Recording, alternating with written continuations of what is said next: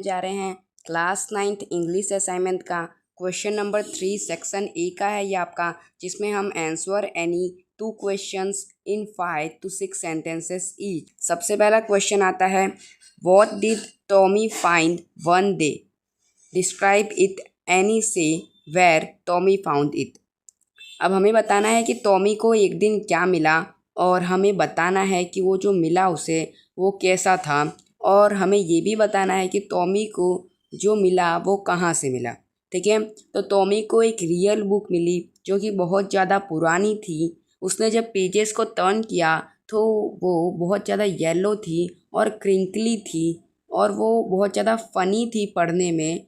ठीक है, Tommy found it in the attic of his house, और उसने उसे अपने हाउस के एटिक में पाया था। सेकेंड नंबर क्वेश्चन है, वेयर वॉज मार्गी school room, who was her teacher. अब मार्गी का स्कूल रूम कहाँ था और उसके टीचर कौन थी। तो मार्गी का school room right next to her bedroom, यानी उसके बेडरूम के जस्ट बाजू में ही था। एंड उसकी जो टीचर थी वो मैकेनिकल टीचर थी। ठीक है, और जो उनकी मैकेनिकल टीचर थी वो एक मशीन था जो कि अटैच किया हुआ था टेलीविज़न स्क्रीन के साथ। थर्ड नंबर है, व्हाट डिड मार्गी think about the school of old. अब मार्गी क्या सोचती है पुराने समय के स्कूल के बारे में। तो मार्गी ये सोचती है कि जो पुराने समय के स्कूल के जो बच्चे होंगे वो आजू बाजू में एक साथ हंसते हुए, आवाज़ करते हुए स्कूल के जो यार्ड है, स्कूल का जो ग्राउंड है उधर जाते होंगे, उधर एक साथ बैठते होंगे स्कूल के रूम में, और एक साथ घर आते होंगे दिन के अंत में, और वो उधर एक ही चीज़ सीखते होंगे। तो फिर वो उन्हें हेल्प करता होगा एक दूसरे को होमवर्क करने में और उसके बारे में बात करने में। फोर्थ क्वेश्चन है, वाई वॉज मार्गी disappointed with the county inspectors work. अब मार्गी क्यों डिसअपॉइंट हो गई काउंटी इंस्पेक्टर के काम से। तो मार्गी डिसअपॉइंट हो गई क्यों, क्योंकि उसने सोचा था कि जो टीचर होंगे, जो टीचर थी उनकी, वो उसे लेके जाएगा और उसे बहुत दिन तक नहीं लाएगा, लगभग 1 महीने तक नहीं लाएगा, जैसे वह टॉमी के टीचर को लेके गए थे जब जो उसका जो हिस्ट्री का जो सेक्टर था वो पूरी तरीके से ब्लैंक आउट हो गया था तब। यूनिट 2 में से पहला क्वेश्चन है, name the prestigious award Evelyn received when and why did she receive it. तो एवेलिन ग्लैनी ने रिसीव किया एक Royal Philharmonic Society's prestigious soloist award. ठीक है, कौन से ईयर में, 1991। She was honour with his, उसे इस अवार्ड से ऑनर किया गया क्यों, क्योंकि वो एक एक्स्ट्रा ऑर्डिनरी टैलेंट परक्यूशनिस्ट थी और उसके अंदर ऐसी एबिलिटी थी परफॉर्म करने में, इंटरनेशनल लेवल पे वो बहरी थी फिर भी। सेकेंड क्वेश्चन है हमारा, why does Evelyn expresses music so beautifully. अब एविलिन इतने अच्छे तरीके से म्यूजिक को कैसे एक्सप्रेस कर पाती है। तो एविलिन म्यूजिक को एक्सप्रेस कर पाती है, वो अपने कानों से उसे नहीं सुन सकती तो भी, क्यों, क्योंकि वो उसे फील करती है म्यूजिक को अपने बॉडी से, अपने स्किन से, अपने स्किन में जो हेयर्स है उससे, चेक बोन से और अपने फीट से। ठीक है, वो उसे सेंस करती है, उसके वाइब्रेशंस को बहुत ही ज़्यादा गहरी तरीके से, दूसरों से भी ज़्यादा। एंड इस तरीके से वो जो है म्यूजिक को अच्छी तरीके से एक्सप्रेस कर पाती है। ठीक है, यूनिक तरीके से एक्सप्रेस कर। इंडिया को कब इंडिपेंडेंस मिला और उसके इंडिपेंडेंस मिलने के बाद कौन से 2 हाइलाइट्स ऐसे हैं जो कि सेलिब्रेट किए गए थे।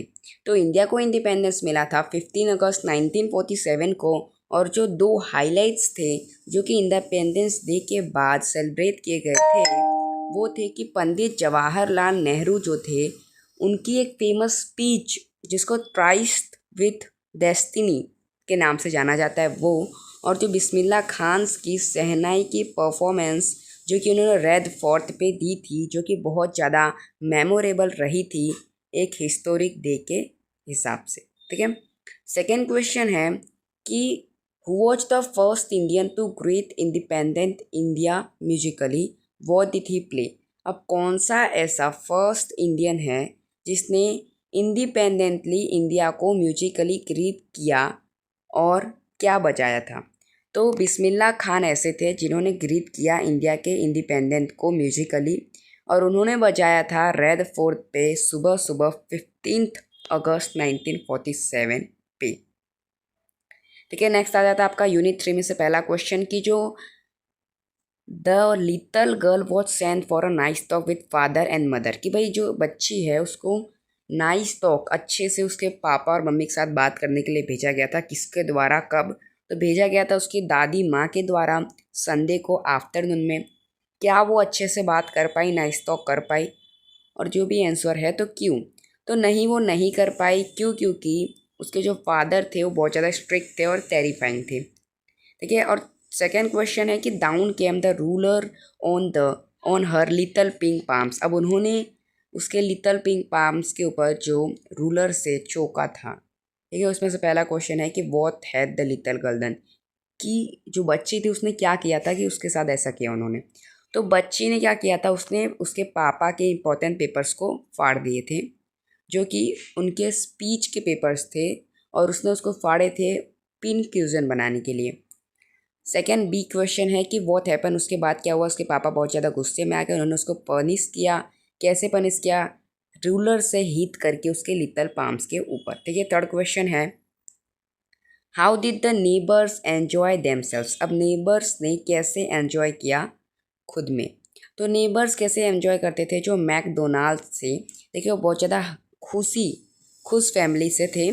दे प्लेड जॉयफुली, बहुत ज़्यादा जॉयफुली गार्डन में प्ले कर रहे थे, हंस रहे थे, फन कर रहे थे एक साथ, और अनलाइक जो केजे की फैमिलीज थी वो ऐसा नहीं करती थी।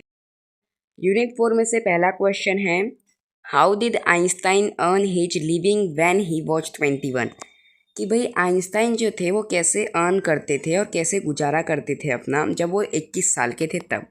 ठीक है, तो जब उनकी एज थी 21 तो फिर आइंस्टाइन थे अनएम्प्लॉयड, उन्हें कोई भी काम नहीं था। फिर बाद में उन्हें एक जॉब मिली टेक्निकल असिस्टेंस के तौर पे पेटेंट ऑफिस में, जो कि बर्न में है, जहाँ पे उन्होंने इवेल्युएट किया दूसरे लोग हैं उनके इन्वेंशंस को। ठीक है, सेकेंड क्वेश्चन है what did he call the bureau of theoretical physics bye. अब वो क्यों कहते थे ब्यूरो ऑफ थियोरेटिकल फिजिक्स, क्यों? ठीक है, तो आइंस्टाइन मजाक में कहते थे कि his desk drawer at the patent office, जो उनका डेस्क ड्रोवर है पेटेंट ऑफिस में ब्यूरो ऑफ थियोरेटिकल फिजिक्स, क्यों? क्योंकि वो सीक्रेटली डेवलप कर रहे थे उनके खुद के आइडियाज़ एक पेपर के ऊपर, फिजिक्स के पेपर के ऊपर, there while doing routine office work. ठीक है, अपने जो रूटीन ऑफिस वर्क है उसके साथ साथ वो क्या कर रहे थे, एक पेपर के ऊपर अपने फिजिक्स के आइडियाज़ को भी सीक्रेटली डेवलप कर रहे थे। थर्ड क्वेश्चन है कि how is Einstein remember today, Einstein को आज भी कैसे याद किया जाता है और क्यों। तो आइंस्टाइन को आज भी याद किया जाता है वर्ल्ड सिटीजन के तौर पे, क्योंकि वो एक ग्रेट ह्यूमैनिटेरियन थे। उन्होंने काम किया सिर्फ साइंस के लिए। ठीक है, उन्होंने सिर्फ साइंस के लिए नहीं काम किया बल्कि शांति के लिए और डेमोक्रेसी के लिए भी काम किया था। उनके जो एफर्ट थे वॉर के अगेंस्ट और उनके जो कंट्रीब्यूशन थे साइंस में, वो उनका एक ग्लोबल फिगर बनाते हैं। नेक्स्ट 4 नंबर है कि आइंस्टाइन जो थे उनकी थियोरी ऑफ रिलेटिविटी को हमें एक्सप्लेन करना है। तो आइंस्टाइन ने हमें सिंपल वर्ड में एक्सप्लेन किया था कि time and space are not absolute, they change. अब देखो टाइम और जो स्पेस है वो एब्सोल्यूट नहीं है, वो चेंज होते रहते हैं, स्पीड के ऊपर डिपेंड होता है, जो ऑब्जेक्ट की स्पीड के ऊपर ये डिपेंड होता है। According to him if someone, उनके हिसाब से अगर कोई भी ट्रैवल करता है किसके नियर, स्पीड ऑफ लाइट के नज़दीक, time will slow down and space will contract. अब वो टाइम जो होगा वो स्लो हो जाएगा और स्पेस क्या करेगा, कॉन्ट्रैक्ट करेगा। ठीक है, अब 5th चैप्टर में से पहला क्वेश्चन है द स्नेक एंड मिरर में से कि कौन से इंपॉर्टेंट डिसीजन लिए हमारे ऑथर ने अपने आप को आईने में देख के। तो देखो ऑथर ने ये डिसाइड किया कि उनको डेली सेव करना चाहिए, अपनी दाढ़ी बनानी चाहिए, उनकी जो मूछें हैं उनको थोड़ी पतली रखनी चाहिए, एंड ऑलवेज लुक स्मार्ट, जिससे कि वो अच्छे से हमेशा स्मार्ट दिखेंगे। He was thought he should marry a woman, उन्हें एक डॉक्टर वुमन से मैरी करना चाहिए with good medical practice and financial stability. ठीक है, जिसकी मेडिकल प्रैक्टिस भी अच्छी हो और वो फाइनेंशियल मतलब उसके पास अच्छी इनकम भी आती हो। सो दे कुड लाइव कंफर्टेबली, जिससे कि वो कंफर्टेबली रह सके। ठीक है, सेकेंड क्वेश्चन है कि हमें डिस्क्राइब करना है पेन, ऑथर का पेन जब उन्हें जो फील हो रहा था उनके आर्म के ऊपर, why did he feel it, और उनको वो फील क्यों हो रहा था। देखो, द ऑथर फेल्ट, उनको जलन से फील हो रही थी। I see pain as to a molten lead had enter his arm, क्योंकि ऐसा लग रहा था उन्हें कि आई सी पेन जैसा उन्हें दर्द हो रहा था, जैसे कि मोल्टन जो है वो उनके आर्म के अंदर चला गया हो। ये फॉल्ट, क्यों उनको ऐसा फील इसके लिए हो रहा था क्योंकि जो स्नैक का जो कॉइल है वो उनके हाथ के ऊपर घूम रहा था, वो पूरा उनके हाथ के ऊपर घूम रहा था। And was sitting with his it's hood spread near his face, ready strike, जो कि रेडी ही था, तैयार ही था उनको काटने के लिए। ठीक है, थर्ड क्वेश्चन है एक्सप्लेन डेथ लग 4 इंचेस अवे। अब हमें ये एक्सप्लेन करना है कि जो डेथ है वो उनसे सिर्फ 4 इंच दूर ही थी। देखो, स्नैक्स के जो हुड थी वो 4 इंच दूर थी ऑथर के फेस से। अ सिंगल मूवमेंट, थोड़े से भी वो मूवमेंट करते और उन्हें वो काट लेता।